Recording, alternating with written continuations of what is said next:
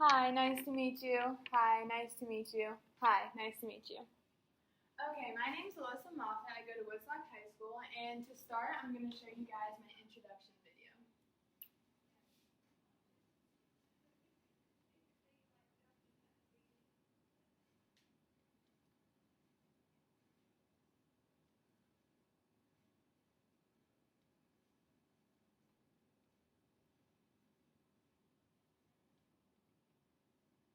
Hi, my name's Alyssa Moffat. I go to Woodstock High School. I'm 17, and next year I'll be attending the University of Georgia. At Georgia, I'm going to be studying the field of psychology. I want to pursue a career in research psychology because I'm so interested in the mind and how it affects humans and society. I feel like it's a perfect field for me to go into because I love constantly learning new things. For my MGRP, I decided to do a project about cosmetology, which has always been one of my favorite pastimes. Ever since I was little, I've loved doing makeup on myself and others, but as I grew older, I became more interested in the effects it has on our society. So for my research, I decided to learn about the effects cosmetics and beauty have on our society and also how the media plays a major role. To compose all my research for my MGRP, I made a website and had 4 genres and 5 repetents. For each genre or repetent, I had a topic in which I researched. All of my topics fell under the umbrella of cosmetology and its effects that it has on our society. I really enjoyed this research project and learning so many new things. I hope you find it as interesting as I did. All right. Well. Okay, to start things off, I'm going to show you guys, this is my facilitator. Her name's Melissa. I met her last year. She did my prom makeup. So my mom, she works at the same salon as Melissa, and so she's a good family friend, and she's close. The salon's 5 minutes from my house, easy access, and she's just sweet and taught me way more than I could have ever imagined. She taught me all about way past the basics of makeup. She taught me how every person you have to adjust. And that was hard for me at first because normally I'm like, you tell me to do something and then like I do that exactly. And she taught me to learn to be flexible and adjust different skin tones, different hair colors, different eye colors, because all that stuff's extremely important when putting on makeup. It's much more difficult than it seems. And so I'm just so grateful for her and how I was able to go to the salon for most of our meetings. And in the salon, in that environment, I was able to learn about cosmetology and makeup and how it works. So it's just a cool environment, a great facilitator, and she taught me so much. So I'm going to show you guys a little bit of what she taught me. My actual product was a video of 20 pictures, 10 people.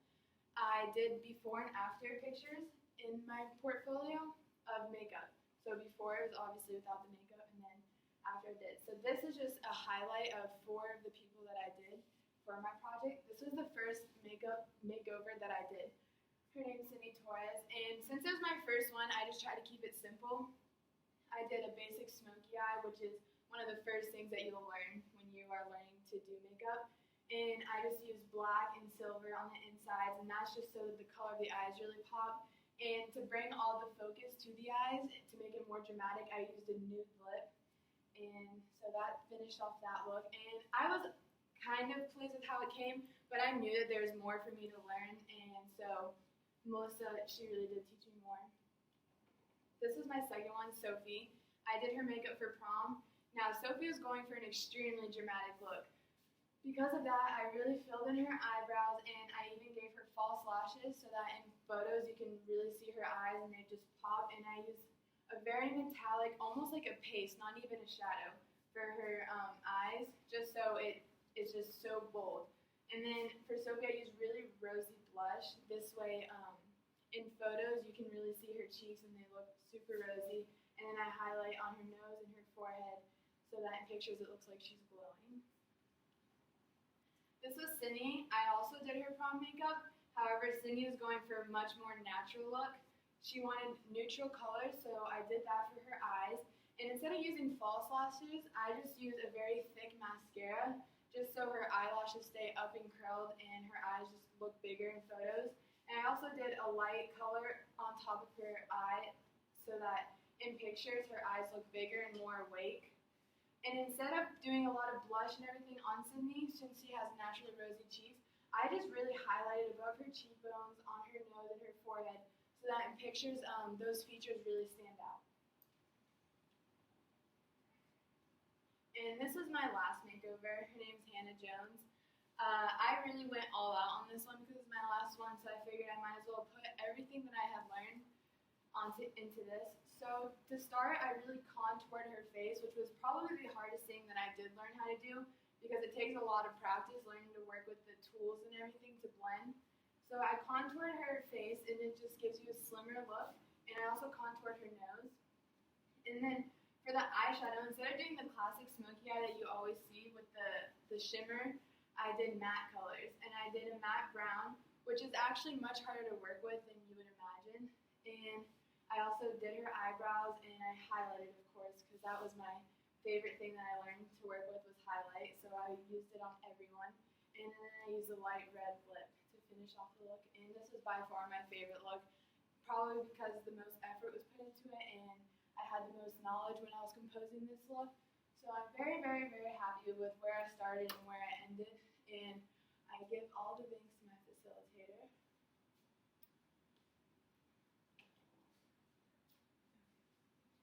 So overall, I learned a lot through this project. I learned a lot about myself.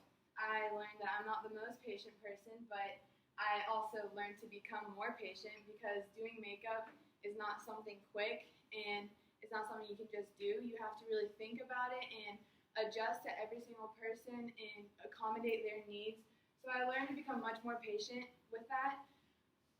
Another thing that I really struggled with actually was my MGRP. It ended up being my most favorite part just because I loved the research and I loved the psychological aspects of makeup. I was so much more interested. I found out about how beauty and makeup and all that factors in to America and how it affects us so greatly than I was actually doing the makeup. But my biggest obstacle with my MGRP was the technology. I have never been tech savvy. I was never able to figure it out, and so it was really hard for me because for our MGRP we had to compose our research into applications. So that took me a really long time to grasp, but with the help of my teachers and the media specialists, I really got the hang of it, and I was able to nicely compose my research, which I was very... I need a PE coach, a male PE coach to the front office, please. I need a male PE coach to the front office. But I composed all my research, and that ended up being my favorite part of the whole project.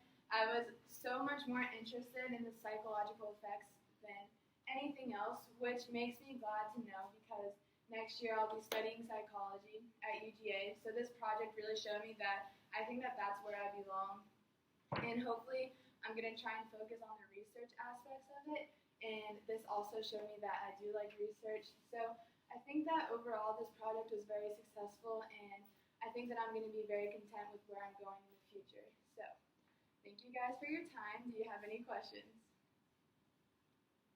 Okay. Okay. You missed it. The greatest presentation of all